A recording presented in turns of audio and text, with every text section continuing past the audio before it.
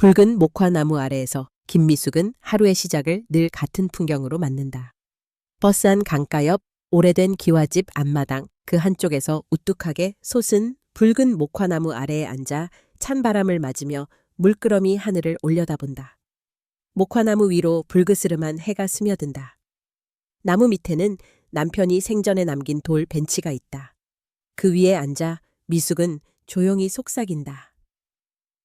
여보, 오늘도 잘 지켜보고 계시죠? 당신이 심은 이 나무, 해마다 이렇게 예쁘게 꽃을 피워요. 사진 속 남편의 환하게 웃는 얼굴을 손끝으로 어루만지며 미숙은 혼잣말처럼 말한다. 아침이면 늘 목화꽃을 몇 송이 따다가 작은 접시에 담아 남편 위패 앞에 올려놓는다. 오늘도 갔다. 안방 한쪽, 그 옛날 웨딩 사진 옆위에 놓인 위패에 향을 피우며 미숙은 무릎을 꿇고 낮은 목소리로 기도했다. 민수가 곧 온대요. 며느리도 같이요. 무슨 좋은 일 있나 봐요, 여보. 마당에는 강바람이 몰아치고 집안은 조용하다. 정막이 익숙했지만 요즘 들어 더 서럽게 느껴진다. 문득 현관문 쪽에서 인기척이 들렸다. 엄마, 나 들어와요. 한재호의 목소리다. 미숙은 급히 눈물을 훔치고 얼굴에 미소를 띄웠다. 그래, 들어와. 오늘따라 많이 일찍 왔네. 엄마, 이번에 며느리도 같이 왔어요. 인사드려. 신민경이 몸을 조심스레 굽히며 인사했다. 어머님, 잘 지내셨어요? 많이 춥죠? 그래, 민경아. 너도 안녕하니? 그래도 둘이 같이 오니 집이 환하네. 세 사람이 거실로 모여 앉았다. 잠시 후 미숙은 부엌에서 국과 반찬을 내왔다. 식탁에 둘러앉아 밥을 먹으며 평소와는 다르게 민경이 시선을 집안 구석구석으로 자꾸 훑어본다. 떠는 미묘한 분위기. 미숙은 그 눈빛에서 이상함을 감지했지만 애써 무시했다. 민경이 입을 열었다. 어머님, 여기 정말 예쁘게 꾸미셨어요. 이런 고택 요즘 참 귀하잖아요. 재호가 거든다.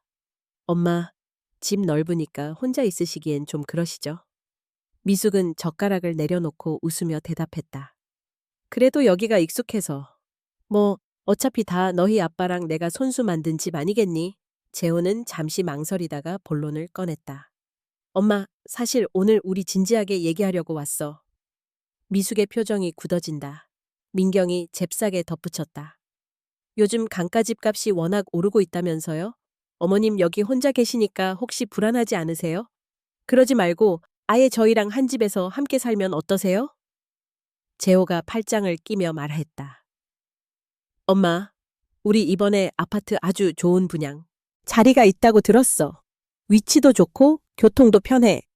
너희 집 팔면 새 집 전세도 충분하고 엄마 생활비도 충분히 남아.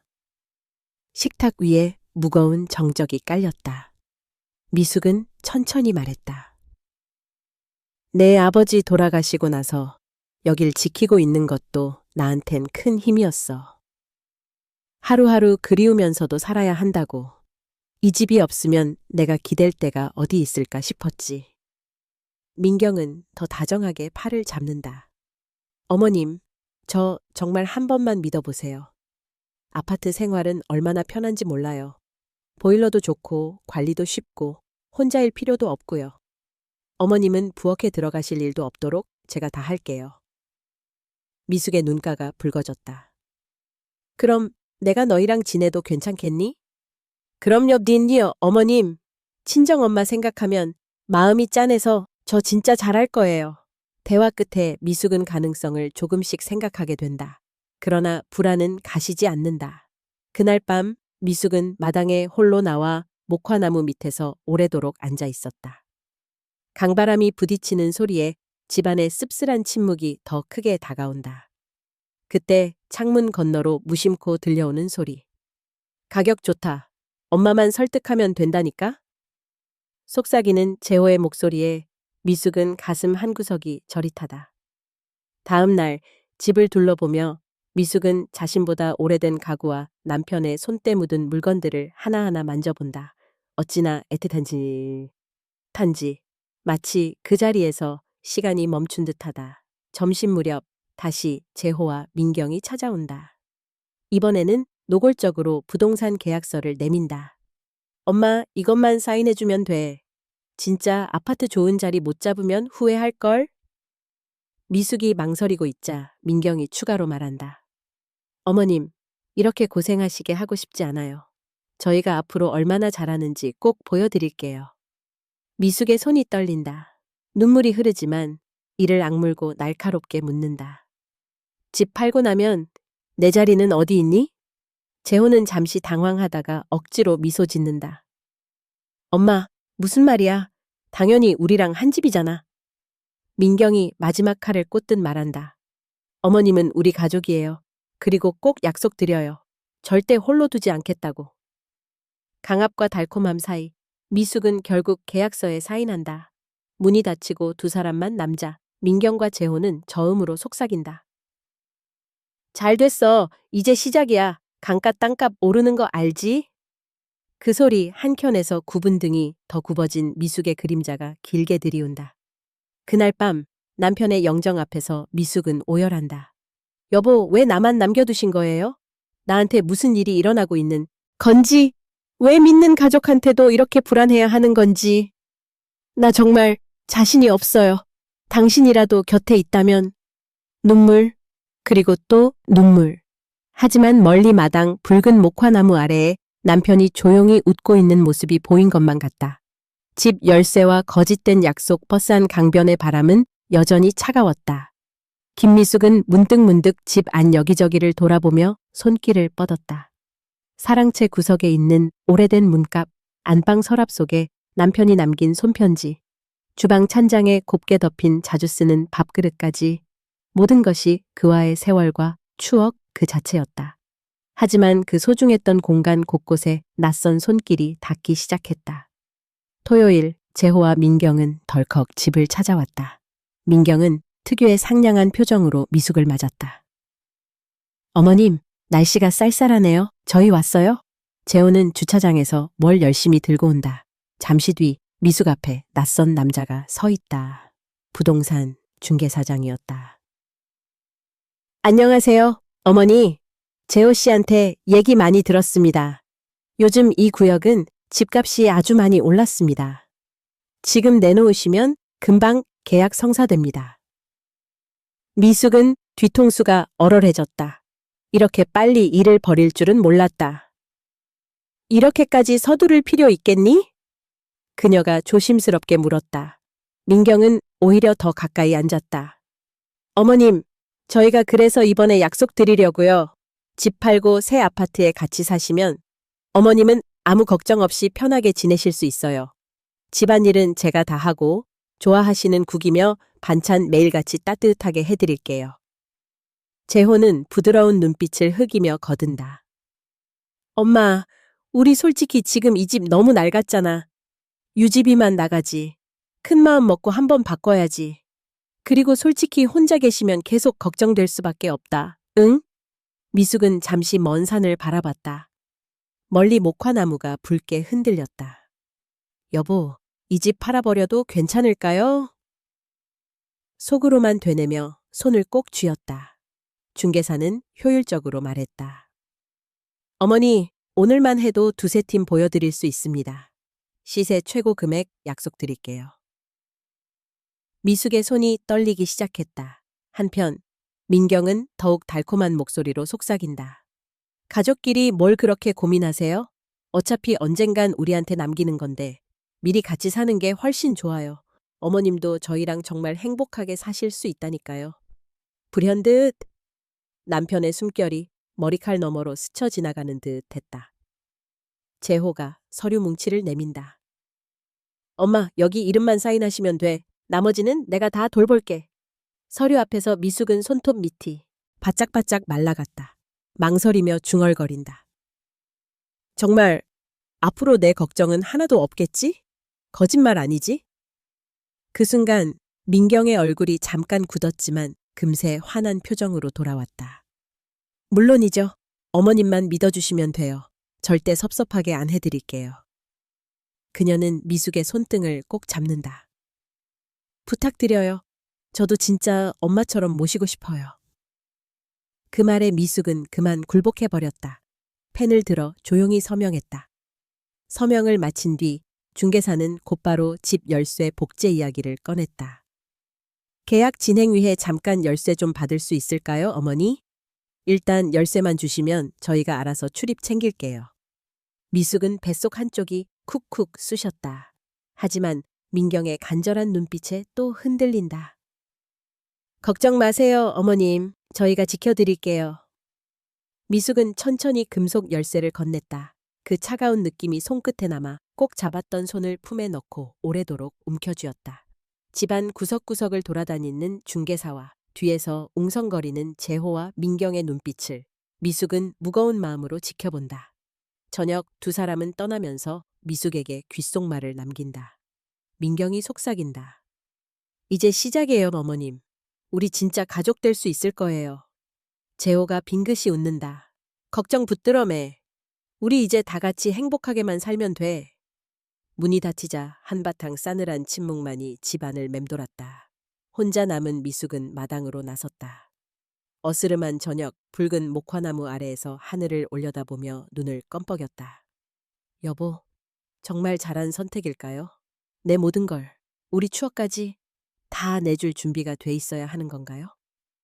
담장 건너 고양이 한 마리가 쓸쓸하게 울었다. 밤이 깊어지면서 집안에는 민경과 재호가 흘리고 간 이상하게 낮은 목소리들이 유리창에 남아 잔향처럼 떠돌았다. 계약만 끝나면 우리 살 길은 무조건 열린다니까. 엄마는 좀 딱하지만 어쩔 수 없지. 결국 이것도 다 가족을 위한 거야. 그렇지? 미숙의 눈가는 어느새 눈물로 젖어들었다. 가족이면 다 용서될까요, 여보? 창밖에서는 강바람이 세차게 불었다. 목화나무의 잎새가 마지막 남은 꽃잎을 떨구며 바람 속에 흩날렸다. 이사하는 날과 뿌리째 뽑힌 목화나무 이삿짐이 쌓이기 시작한 날. 김미숙은 마당 귀퉁이에 서서 멍하니 커다란 트럭과 작업복을 입은 사내들을 바라보았다. 낡았지만 정든 찬장과 장롱, 남편의 손때가 고스란히 벤 탁자와 사진 액자들이 하나씩 집을 빠져나갔다. 미숙은 평생의 터전을 잃는 아픔을 꿀꺽꿀꺽 삼키며 흐르는 세월조차 그리움이 되어 몸을 감싸는 느낌에 잠겼다. 재호와 민경은 조바심 가득한 얼굴로 싸움의 승리자처럼 분주히 집안을 오갔다. 이모님, 저쪽 창고도 다 비워주세요. 우리 새집에 감쌀 건 싹 정리해야 해요. 민경이 차갑게 소리쳤다. 장정 두 명이 빈 마루에 묵혀둔 오랜 피아노를 드러내고 있을 때 미숙은 마당 한켠의 붉은 목화나무를 하염없이 바라보았다. 이 집에서 마지막까지 남았던 유산, 남편이 손수 심고 매 계절마다 꽃망울을 미숙의 손에 살포시 올려주던 그 나무였다. 저 목화나무는 어쩌려고 그래요? 미숙이 떨리는 목소리로 물었다. 재호가 짜증을 감추지 못한 채 대답했다. 엄마, 그거 이번에 다 밀어야 한대. 뒷집에 길 넓히고 정원 다시 짓는데 어차피 나무 하나가 뭐가 중요해. 미숙의 숨이 턱 막혔다. 네 아버지가 직접 심었던 거야. 이 나무 뽑지 마라. 부탁할게. 민경이 자조적인 미소를 지으며 말끝을 날렸다. 어머님, 요즘 누가 집 앞에 저런 덩치만 큰 나무 심어요? 관리도 안 되고 보는 사람마다 시골집 같다고 놀린단 말이에요. 그 순간 붉은 꽃잎이 바람을 타고 땅 위로 떨어졌다. 미숙은 급히 목화나무 곁에 다가가 굵은 몸통을 껴안았다. 제발 이 나무만은 내가 가져가면 안 되겠니? 내가 이 나무 아니면 살 자신이 없어서 그래. 하지만 돌아오는 건 조롱 어린 한숨뿐이었다. 민경이 팔짱을 끼며 비꼬았다. 그럼 나무랑 같이 남으시던가요? 우리는 시간 없으니까 얼른 정리하세요. 이삿짐 센터 사장이 다가와 낮은 목소리로 말했다. 나무야, 도구만 있으면 쉽게 뽑죠. 뿌리만 잘라내면 금방이에요.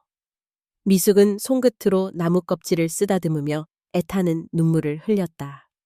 여보, 내가 이거 못 지키면 정말 미안해요. 드디어 사나이들이 쇠톱을 들고 목화나무 아래로 몰려왔다. 기계가 윙 하는 소리를 내며 나무의 한쪽 뿌리를 베어내기 시작한다. 그만해요, 제발! 미숙이 절규했다. 재호가 얼굴을 찡그리며 고함쳤다. 엄마, 그만 좀 해. 남 얘기도 좀 듣고 살아. 모든 순간이 느릿하게 늘어진 듯 미숙의 심장은 부서질 것 같이 아팠다. 목화나무가 기어이 펑 소리를 내며 한쪽으로 기울었다. 미숙 무릎이 풀려 그 자리에 주저앉았다. 그 소란 와중 옆집에서 백발의 할아버지 하나가 뛰어온다. 70대 후반의 최노인이었다. 그는 미숙의 곁에 주저앉아 크게 외쳤다.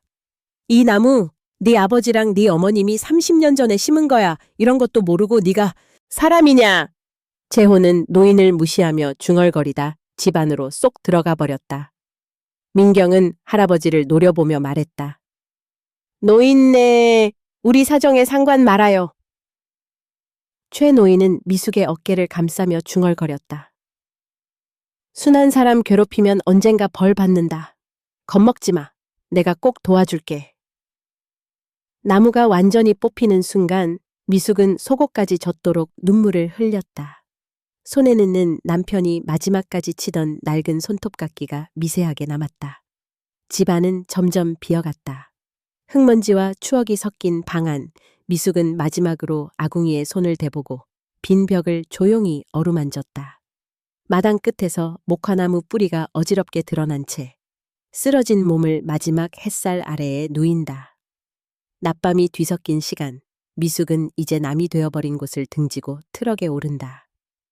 창문 너머로 할아버지가 손을 흔들며 힘내라 외치는 모습이 어렴풋이 보였다. 트럭은 서서히 강가마을을 벗어난다.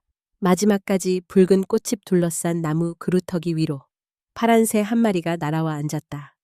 여보, 나 이제 정말 혼자야. 속삭임은 덜컹거리는 트럭 소리 속에서 꺼져갔다. 새 아파트, 새로운 지옥 창백한 오후 햇살이 베란다 창을 때리고 있었다.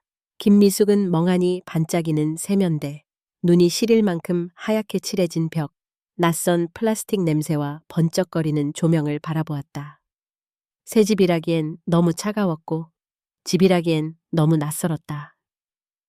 문득 부엌 쪽에서 신민경의 목소리가 들려왔다. 어머님, 물컵은 여기 뒀으니까 맨날 헤매지 마세요. 제 방식대로 맞춰주셔야 해요. 재호는 소파에 앉아 핸드폰만 만지작거린다. 익숙하게 엄마를 부르지도 않는다. 미숙은 쭈뼛대며 거실 한켠에 짐을 정리하려고 들었지만 곧 민경의 차가운 눈총이 날아왔다. 어머님, 그 박스들 거기 두시면 집이 어지러워 보이잖아요. 저기 벽장에 넣으시던가 아니면 차라리 버리세요. 미숙은 볼이 화끈 달아올랐다. 그건 내가 오래 쓴 거라서. 민경은 대번에 말을 자른다. 요즘 누가 그렇게 오래된 거에 집착해요? 우리 집 분위기 다 해치잖아요. 그 순간 미숙의 마음속 어디선가 뚝 하는 소리가 났다. 밤이 되자 재호와 민경은 방으로 들어가 문을 닫아버리고 미숙은 텅 빈 거실에 홀로 남았다. 침대 대신 얇은 접이식 매트리스가 소파 옆에 딸그락거리며 놓여 있었다. 그날 저녁 민경은 라면 한 그릇을 탁 내밀었다. 오늘 저도 힘들어서요. 그냥 이걸로 드세요. 알아서 챙기세요. 미숙은 라면을 바라보다 입을 열었다. 민경아, 내가 뭐 잘못했니? 평소엔? 민경은 화를 죽이며 중얼거렸다.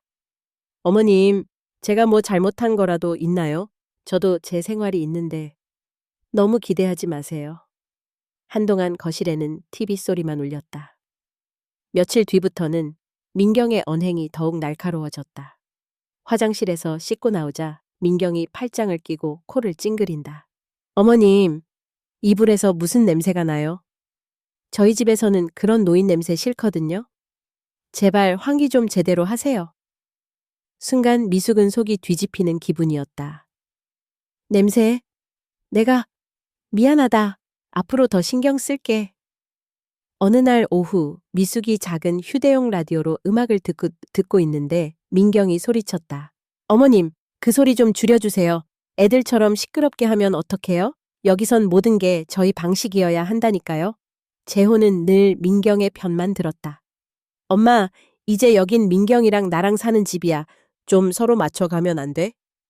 미숙은 소파 끝에 쪼그려 앉아 입술을 깨물었다. 자신이 무슨 짐짝이 된 것만 같았다. 며칠 후 거실 한복판에서 민경이 당당하게 선언했다. 어머님, 방이 좁아서 저희가 써야 하니까 오늘부터는 거실 소파에서 주무세요. 미숙은 깜짝 놀라 재호를 바라보았다. 재호야, 엄마가 뭘 그렇게 잘못했니? 재호는 민경 옆에서 고개조차 들지 않았다. 민경이 요즘 스트레스 많으니까 엄마가 좀 이해해줘. 우리 서로 힘들잖아. 민경은 비웃듯 말했다. 방이 얼마나 중요한데요? 저희도 사생활이 필요하거든요. 어머님은 거실이 넓고 좋으시니까 거기서 주무세요. 그날 밤 미숙은 소파 위에 마른 담요 한 장 깔고 누웠다. 등허리가 뻐근해지도록 뒤척였고 잔잔히 흐르는 눈물이 턱 끝에서 흘러내렸다. 새벽 미숙은 화장실에 가려고 일어났다. 그때 안방에서 민경과 재호의 대화가 들려왔다. 아, 진짜 정말 힘들어 죽겠다. 언제까지 저 노인네 보살펴야 하냐고. 조금만 참아, 여보. 집 팔아서 돈은 우리 통장에 있잖아. 그냥 모른 척해. 미숙은 문고리를 붙잡은 채 발끝부터 온몸이 차가워지는 걸 느꼈다. 아침이 밝아서 민경은 토스트 조각을 던져주듯 말한다. 아침이에요. 알아서 챙겨 드세요. 저 바쁘니까 신경 못 써요. 순간마다 조롱의 날이 섞였고 미숙은 아무 말도 하지 못하고 식은 빵을 삼켰다. 이후로도 크고 작은 마찰이 쉼 없이 이어졌다. 널어둔 덮개가 지저분해 보인다고 소리치고 TV 볼륨을 키웠다고 도대체 눈치가 없다고 핀잔을 줬다. 하루 이틀 새집이 아니라 차가운 감옥 같았다. 친척인지 하숙인인지 나는 누구인가. 미숙은 자신조차 점점 흐릿해지는 걸 느꼈다. 그 밤 미숙은 침묵 속에서 남편의 오래된 편지를 애써 꺼내 읽었다. 여보, 나 여기서도 이렇게 작아져야 하는 걸까요? 집도 자식도 다 내주고도 이게 내 몫인가 봐요. 밤하늘의 별마저 멀게 느껴지는 차디찬 이국의 새 장. 그래도 내일은 달라져야 했다. 절망과 방역의 싹 새벽녘의 아파트 복도는 쓸쓸하게 적막했다. 김미숙은 담요를 어깨에 두르고 천천히 집을 나섰다. 바깥 공기라도 마셔야 할 것 같았다. 결국 한밤중 며느리의 싸늘한 시선과 아들의 무심한 뒷모습이 잠조차 멀리하게 만든 탓이었다. 계단을 내려와 아파트 단지를 빠져나가니 멀리 버스 한 강이 보였다. 강가까지 걷는 동안 미숙은 스스로를 탓했다. 이렇게까지 남의 집살이 하듯 살아야 하는 걸까? 내 청춘, 내 눈물, 내 가족 다 어디로 갔을까? 강변 벤치에 앉아 있을 때 한 노승이 천천히 다가왔다. 범스님, 동네 절의 고승이었다. 스님은 조용히 앉아 미숙 곁을 지켰다. 따님, 마음이 많이 힘들죠? 노승의 잔잔한 목소리에 미숙이 고개를 떨궜다. 스님, 나는 이제 아무 쓸모가 없는 사람이 된 것 같아요. 미숙의 어깨가 떨렸다. 스님은 한참을 말이 없었다가 검게 다른 손으로 강물을 가리켰다. 저 강도 언젠가 말라가고 다시 차오르지요. 때로는 다 잃었다고 생각할 때 살아날 새로운 길이 열리는 법이요. 미숙의 눈에 눈물이 맺혔다. 내가 무얼 할 수 있을까요? 이렇게 외로운데. 스님은 빙글에 미소 지으며 잊지 마십시오. 모질게 사는 사람들에게 조용하게 맞설 용기도 인연도 분명 생길 겁니다. 잃는 것에만 매여 있다면 진짜 소중한 것도 놓치지요. 그 덤덤한 위로에 미숙은 오래된 한숨을 내쉬었다. 오늘 밤 더는 이렇게 무너질 수 없다는 결기를 조금씩 느꼈다. 집으로 돌아오는 길, 미숙은 자신이 언젠가 읽었던 신문 한 귀퉁이를 떠올렸다. 부당한 대우와 학대, 나이든 부모를 상대로 한 횡령. 그런 기사들이 더 이상 남의 일이 아니라는 생각이 확연해졌다. 며칠 뒤 미숙은 아파트 근처 전자상가에서 작은 보이스 레코더 하나를 샀다. 처음엔 손이 떨려 작동법도 몰라 헤맸지만 밤마다 잠든 척하며 민경과 재호가 내뱉는 말, 고의적으로 자신을 무시하고 무안 주는 순간들을 녹음하기 시작했다. 어느 저녁 민경이 세탁기 앞에서 비웃듯 말했다. 어머님, 세탁할 줄도 모르면 아예 손 떼세요. 요즘 누가 이런 것도 모른대요? 늙으면 다 저렇게 쓸모 없어지나? 재호 씨, 난 진짜 못 참겠어. 재호 역시 놀란 표정은커녕 오히려 민경의 편으로 돌아섰다.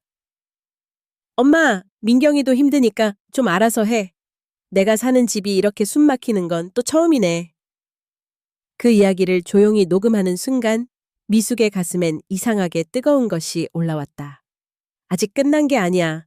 내가 이렇게까지 모욕당해야 할 이유가 뭐지? 그 작은 분노와 절망이 조용히 반격의 싹으로 자라났다.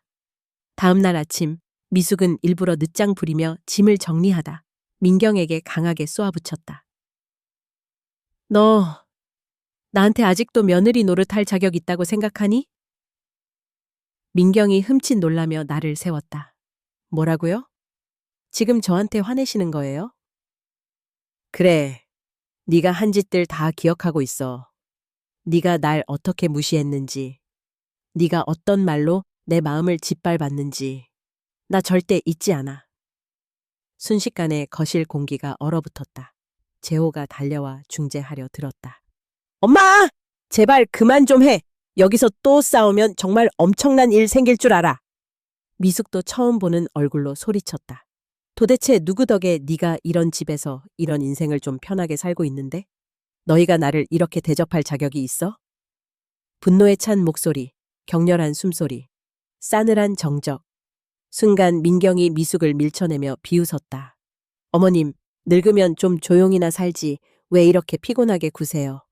아줌마가 있음으로써 우리 가족 더 힘들어지는 거 모르세요? 순간 참았던 미숙의 손이 민경의 뺨을 철썩 때렸다. 짧은 정적 후 민경의 눈빛이 불꽃처럼 변했다. 감히 지금 저를 때리셨어요? 며느리를? 좋아요. 이제는 전혀 봐주지 않을 거예요. 절대. 그날 밤 미숙은 마주친 자신의 손이 부르르 떨리는 걸 느꼈다. 그렇지만 마음 한 구석에는 나도 내 인생을 포기하지 않을 수 있구나 하는 새로운 희망이 싹 트는 것을 느낄 수 있었다. 남편의 영정 앞에 앉아 미숙은 속삭였다. 여보, 나 이제 더는 지지 않아. 나 자신의 자리를 찾을 거야. 내 곁에서 배운 세월처럼 끝까지. 창밖 강물 위로 작은 새 한 마리가 떠올라 밤을 가로질렀다. 끝끝내 내몰리다 하루하루가 더 비참해졌다. 김미숙이 잠에서 깨어나는 순간부터 신민경과 한재호의 냉랭하고 날카로운 시선이 공기마저 텁텁하게 만들었다. 이제 며느리는 예전처럼 속마음을 숨기지 않았다. 민경은 괜히 트집을 잡아 집안 모든 문제를 미숙의 탓으로 돌렸다. 아침에 냉장고에서 우유 꺼내셨죠? 분명 제가 치운 건데. 왜 또 제자리에 안 두셨어요? 병이 내리는 것도 제대로 못하세요? 대체 집에서 뭐라도 제대로 하는 게 있어요? 이런 비난이 반복되고 어느새 미숙은 집안에서 손님 이상의 존재가 될 수 없었다. 재호는 귀찮다는 듯 늘 방에 틀어박혀 있었고 민경의 신경질이 높아질수록 미숙은 더 움츠러들었다. 어느 날 미숙이 애지중지 간직해온 오래된 보석함이 사라졌다. 거기엔 남편과 함께 찍은 결혼사진, 첫 월급으로 산 작은 귀걸이, 어릴 적 재호가 손수 만든 종이 카드까지 인생의 귀한 조각들이 담겨 있었다. 민경아, 혹시 내 보석함 봤니? 여기 둔 거 못 봤어? 민경은 눈 하나 깜박하지 않은 채 대답했다. 저요? 그런 낡은 건 필요 없어서 아침에 쓰레기랑 같이 버렸어요. 어머님, 이제 추억이니 뭐니 간직한다고 되는 세상이 아니잖아요? 미숙의 눈동자가 흔들렸다. 네가 였던 권리로 내 물건을 막 버려? 재호는 거실로 나와 두 사람의 언쟁을 듣더니 짜증 섞인 목소리로 말했다. 두 분, 그만 좀 하세요. 엄마, 솔직히 민경이 고생하는 거 안 보여요? 집 분위기 이럴 거면 차라리. 민경이 갑자기 낮은 목소리로 속삭였다. 어머님, 돈 훔치신 거 저희가 다 알아요. 며칠 전에 집안에서 뭘 분실해서 통장을 확인해 봤더니 수상한 이체 내역이 있던데요? 허무맹랑한 누명에 미숙은 숨이 턱 막히는 듯했다. 내가 왜 그런 짓을 해? 니들이 내 이름 빌려 계좌 만든 거 다 아는데 지금 나한테 뒤집어 씌워? 민경은 눈을 치켜뜨며 재호 쪽으로 고개를 돌린다. 여보, 이제 그만 결단 내려. 더는 못 참아. 재호는 몇 번 입술을 깨물다. 마침내 폭발했다. 엄마, 나 진짜 숨 막혀서 못 살겠어. 집안일 하나 제대로 하지도 못하면서 왜 우리 인생을 방해해? 차라리 그냥 밖에서 혼자 살아. 우리도 가족이야. 돌이킬 수 없는 말이었다. 미숙의 입술이 파르르 떨렸고 집안에서는 더 이상 어느 누구의 위로도 기대할 수는 없다는 절망이 온몸을 꽉 조여왔다. 그날 밤 민경이 캐리어와 낡은 보따리를 거실로 끌어냈다. 당장 나가세요. 아니면 제가 경찰 부를 거예요. 어차피 어머님은 이제 남이나 마찬가지예요. 미숙은 재호를 마지막으로 바라봤다. 아들아, 엄마가 너한테 뭘 그리 잘못했니? 내가 너한테 다 내줬는데 내가 뭘 더 내놔야 하니? 재호는 찬 침묵 끝에 말했다. 엄마, 이제 지쳤어. 우리가 언제까지 이 고생을 같이 해야 해? 민경은 덧붙였다. 노인네 하나쯤 길에 내놓는다고 아무도 뭐라 안 해요. 내가 안 해요. 원하면 복지관이나 요양원 연락처 드릴까요? 미숙은 쓰라린 심정으로 집 문을 등졌다. 폭우가 쏟아지는 밤, 아파트 복도를 홀로 걷다 발이 미끄러져 몇 번이고 넘어졌다. 주머니엔 사라진 보석함의 열쇠 하나와 남편 사진 한 장이 달랑 남았다. 비 내리는 버스 안 거리, 미숙은 옷과 머리칼이 흠뻑 젖은 채 간신히 절로 향했다. 그 문 앞에서 쓰러지듯 주저앉았다. 얼마나 시간이 흘렀을까. 일찍부터 미숙이 신세를 졌던 범스님이 작은 우산을 들고 문을 열었다. 어머니, 어떻게 여기까지 오셨어요? 몸이 다 젖었잖아요. 스님은 재빠르게 미숙을 절 안으로 인도했다. 따뜻한 물수건과 차 한 잔이 손끝에 닿는 순간 참아오던 눈물이 미숙의 볼을 타고 쏟아졌다. 스님, 왜 제 인생은 이렇게까지 짓밟혀야 할까요? 그래도 살아야 한다면 이제 어떻게 해야 하나요? 범스님은 미숙의 어깨를 감싸며 말했다. 어머니, 이 세상에 반드시 갚아야 할 인연도 있고 끝내야 할 고통도 있습니다. 이제 진짜로 어머니 마음을 지킬 때입니다. 자정이 넘은 밤, 절 지붕 위를 타고 내리는 빗물 소리를 들으며 미숙의 가슴 한편엔 다시는 뺏기지 않겠다는 꺾이지 않는 의지가 싹트기 시작했다. 어시장 동맹, 방역의 계획절에서 며칠 머물 때 김미숙은 처음으로 긴 숨을 내쉴 수 있었다.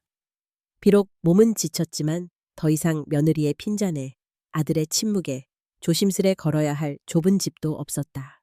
범수님은 매일 아침 차를 끓여내며 인연에는 끊어야 할 것도 맺어야 할 것도 있습니다. 이젠 어머니 인생을 위해 싸워야 할 때입니다. 고 잔잔히 조언했다. 미숙의 머릿속에는 내가 이런 대접을 받고도 끝까지 참아야 하나 하는 외침이 더욱 선명하게 자라났다. 그리고 한 가지 이름이 번뜩였다. 자갈치 시장, 수십 년 전 함께 고생하며 웃고 울던 동료들.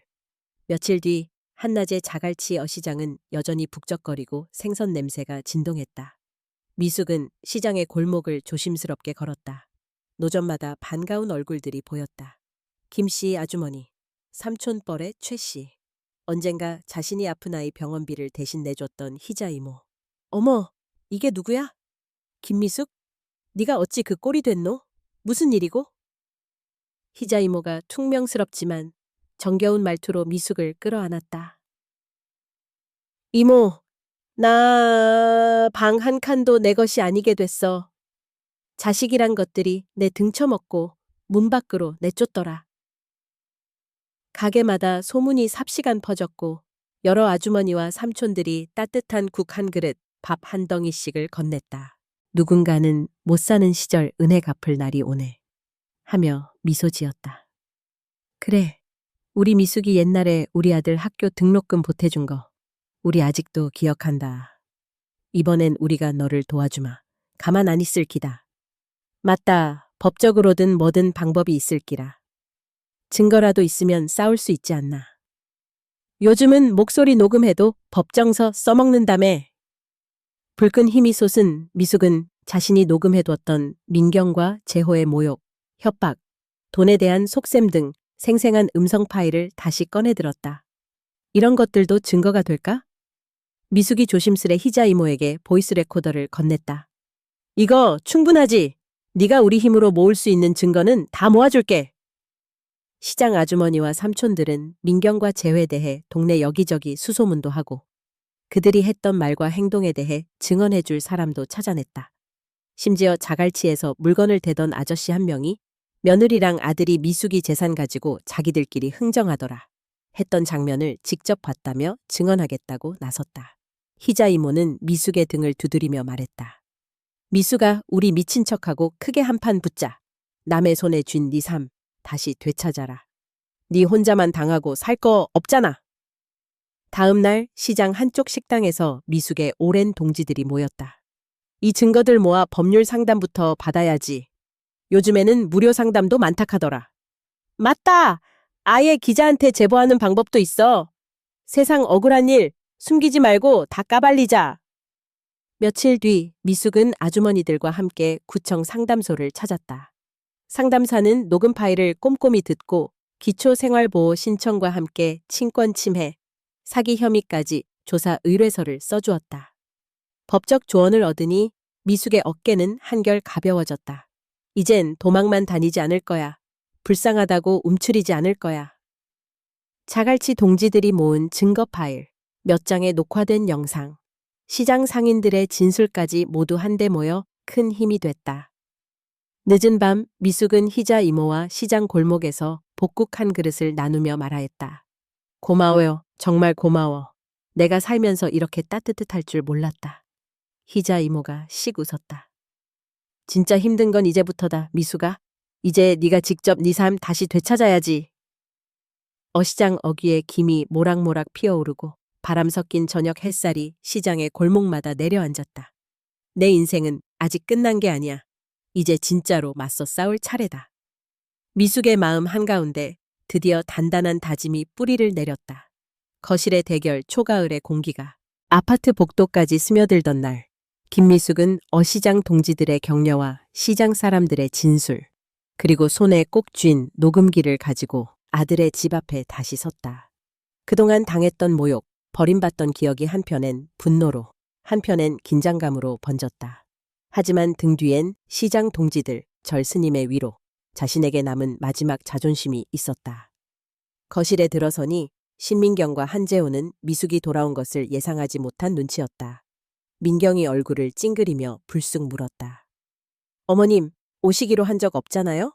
또 뭘 가져오셨길래요? 그래, 어머니.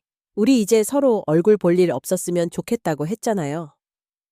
재호도 피곤한 어조로 말을 이었다. 하지만 미숙은 이번엔 물러서지 않았다. 평생 처음 보는 단호한 힘이 등허리를 밀었다. 내 얘기 좀 들어라. 미숙의 내음 낡은 목소리가 방 안을 단단하게 울렸다. 이 자리엔 내 증인들도 왔다. 그리고 곧이어 희자 이모, 시장 사람들, 그리고 범스님까지 거실로 들어왔다. 민경은 눈을 휘둥그렇게 뜨며 소리쳤다. 이건 또 뭐예요? 남의 집에 이렇게 함부로 들어와도 되는 거예요? 미숙은 천천히 보이스 레코더를 책상 위에 올려놓았다. 이 기계 속에 내들 두 사람이 나를 어떻게 모욕하고 내 돈을 어떻게 가로채려 했는지 다 들어있다. 한순간 방 안 공기가 얼어붙었다. 이런, 어머님 제정신 아니신 거 아니에요? 노망이라도 드셨어요? 뭐 이런 걸로 협박을 하나요? 민경이 비웃으며 소리쳤다. 희자 이모가 나서며 말했다. 내가 들어봤다. 똑똑히 니들 말 다 들렸다. 마침내 미숙은 재호의 얼굴을 똑바로 쳐다봤다. 아들아, 네가 평생 내 자식이라고 믿었던 엄마 마음 다 배신했더라. 다음부턴 엄마라고 부르진 마라. 재호는 처음엔 버티려 했지만 시장 아주머니들의 추궁, 범스님의 조용한 질책 앞에 점점 초조한 눈빛을 감추지 못했다. 어머니, 우리 정말 그럴 생각 아니었어요. 그냥 힘들어서, 현실이 버거워서. 민경은 노골적으로 화를 냈다. 이봐요, 무슨 말을 그렇게 하세요? 이 집 명의도 돈도 우리가 관리한 거잖아요? 돌려달라고요? 좋은 게 좋은 거라고 넘기는 게 어딨어요? 하지만 그 순간 미숙은 단호한 목소리로 응수했다. 네가 내 인생을 함부로 짓밟고도 제대로 미안해한 적 한 번이라도 있니?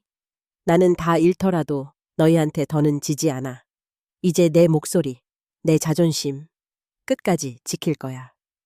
거실 한복판에서 양측의 목소리가 엉키고 희자 이모가 우리가 다 지켜보고 있다! 며 지원했고 범스님은 조용히 합장한 채 미숙에게 용기와 힘을 실어주었다. 재호는 바닥만 바라봤다. 엄마, 미안해. 나 정말 미안해. 미숙은 눈이 맑아지도록 그 얼굴을 바라봤다. 지금 내 어미 앞에서 네 잘못 끝까지 인정하길 바란다. 그리고 다시는 누굴 밟으려 들지 마라. 민경은 여전히 소리치며 자신의 결백을 주장하려 애썼지만 이미 싸움의 흐름은 바뀌어 있었다. 시장 동지들의 진술, 확실한 녹취, 스님의 증언까지 그들을 궁지로 몰아넣었다. 마지막으로 미숙은 조용히 선언했다. 이제 내가 법정에 너희를 세울 것이다. 날 길거리로 내몰고 내 인생을 훔친 값을 받아내겠다. 모든 사람이 숨을 죽였다. 거실은 처절하고 격렬한 감정의 소용돌이가 되었다. 그 순간 재호는 두 손으로 얼굴을 감싸며 마침내 나지막이 울먹였다. 엄마, 용서해줘. 내가 너무 어리석었다. 하지만 미숙은 고개를 저었다. 모든 것을 법으로 정하고 그 후에야 네가 돌아올 자격이 있다. 희자 이모가 조심스레 미숙의 어깨를 감쌌다. 시장 사람들은 모두 미숙의 뒤에 서 있었다. 그녀는 더 이상 혼자가 아니었다. 거실에는 무거운 정적이 감돌았지만 미숙의 얼굴에는 처음으로 단호함과 해방감이 동시에 떠올랐다. 법정 앞 마지막 싸움 법원 앞에선 김미숙은 들숨을 깊게 들이켰다. 얼마 전까지도 평생 법정이란 곳을 밟을 일 없을 거라 여겼다. 하지만 이제 자신의 남은 존엄과 인생을 지키기 위해 여기까지 오게 된 것이었다. 긴 복도 끝 재판정 앞에 한재호와 신민경 부부가 서 있었다. 민경은 날카로운 눈초리로 가방끈을 힘주어 부여잡고 있었고 재호는 얼굴이 홀쭉해져 있었다. 그 옆에는 어시장 동지들, 범스님, 그리고 삶의 상처를 나누며 마음을 모아온 사람들이 함께였다. 마침내 재판정에 들어섰다. 미숙은 차분하게 준비해온 녹취와 증거자료, 시장 상인들의 진술서, 민경과 재호의 횡포와 학대, 부정의 증거가 가득한 증거 봉투를 손에 꼭 쥐었다. 피고인들은 어머니를 부당하게 대우하고 재산을 착취했다는 고소 내용에 대해 어떻게 답변하시겠습니까? 재판장의 묵직한 목소리에 민경이 큰 소리로 맞받았다. 허위 사실이에요. 저희도 최선을 다해 모셨고 어머님이 망상에 사로잡혀 계신 거예요. 재호는 쩔쩔매며 고개를 들지 못했다. 그때 시장 아주머니들의 진술이 이어졌다. 저희가 직접 들었습니다. 며느리가 어머니에서 욕설을 내뱉고 돈 이야기를 숱하게 했지요. 희자 이모, 최씨 삼촌, 그리고 어린 시절부터 알고 지낸 이웃의 증언도 법정에서 힘이 되었다. 변호사가 녹음 파일을 재생했다. 민경의 목소리, 늙은이 하나쯤 집에서 내보내도 아무도 뭐라 안 해요. 돈만 우리한테 오면 그만이지. 재호의 푸념, 조금만 참자. 돈만 다 받으면 얼마든지 처리할 수 있잖아. 법정의 분위기가 싸늘하게 식었다. 이어 범스님이 증인대에 서서 고요하게 말했다. 김미숙 씨는 평생 가정을 위해 희생해 오셨습니다. 그 희생이 절대로 이렇게 짓밟혀선 안 됩니다. 판사의 눈길이 두 아이와 며느리, 그리고 미숙을 향해 오랫동안 머물렀다. 민경은 마지막 안간힘으로 반발했다. 증거랍시고 내놓은 것들이 다 조작일 수도 있잖아요? 어머니가 정신적으로 불안해서 모든 걸 뒤집어 쓴 거예요. 하지만 미숙은 또박또박 말을 이었다. 내가 남은 여생을 이렇게 살라고 하신 남편의 영정 앞에 맹세합니다. 더 이상 자식에게, 그 누구에게도 짓밟히지 않을 것입니다. 재판장이 조용히 판결문을 들었다. 피고 한재호, 신민경은 고령자인 부의 재산권 및 인격을 침해한 정황이 충분하다. 증거와 증인들의 진술에 따라 분쟁 중인 재산의 임시 명의와 관리권을 김미숙 씨에게 임시 귀속한다. 가족 간 분쟁 조정을 위해 임시 부양 의무도 중지하며 피고들은 접근 금지 조치를 즉각 이행하라. 그 순간 민경은 얼굴이 하얗게 질리며 자리에서 벌떡 일어났다. 이게 무슨 말도 안 되는 판결이에요? 내가 저 할머니를 가만두지 않을 거야. 다 끝난 게 아니에요. 재호는 그 자리에 주저앉아 머리를 감싸쥐고 울음을 터뜨렸다. 미숙은 법정이 내려다 보이는 창문으로 깊은 숨을 내쉬었다. 뒤에서 희자 이모, 범스님이 조용히 미숙의 손을 잡았다. 어시장 사람들도 오랜 인연들이 법정 한가운데에서 박수를 치고 응원했다. 오늘 미숙은 처음으로 자신의 목소리로 스스로를 지켰고 자존심과 명예를 되찾았다. 법정 복도를 나오며 재호가 흐느끼며 뒤따라와 말했다. 엄마, 용서해줘. 내가 잘못했어. 하지만 미숙은 조용히 말했다. 네, 잘못은 네가 더 오래 안고 살아야 할 거다.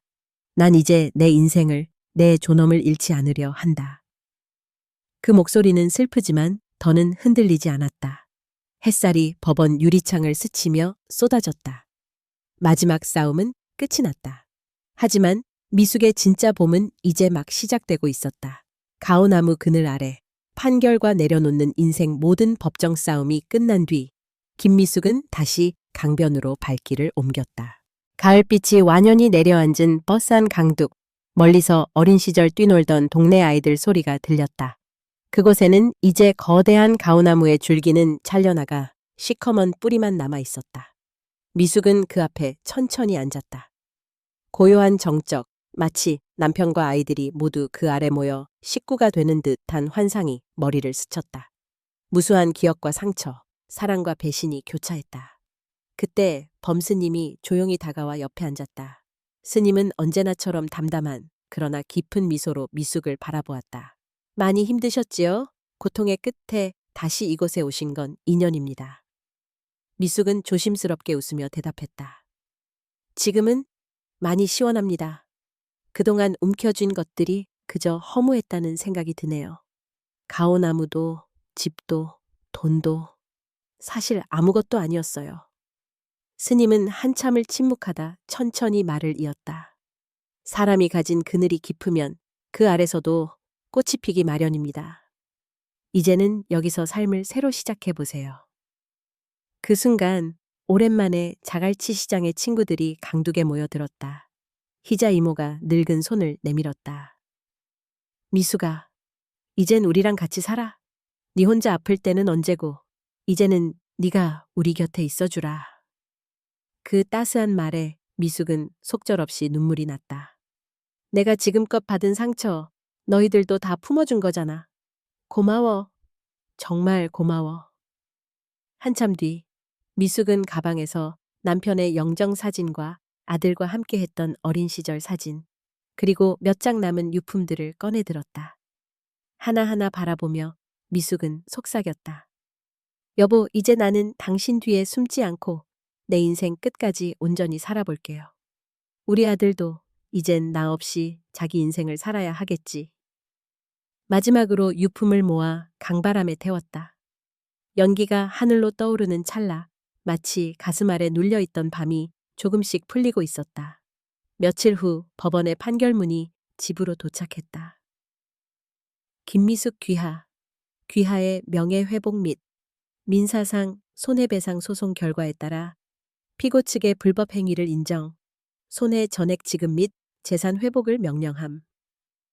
누구보다 오래 걸린 싸움이었지만 마침내 미숙은 자신의 이름, 자신의 집, 그리고 삶의 주권을 되찾았다.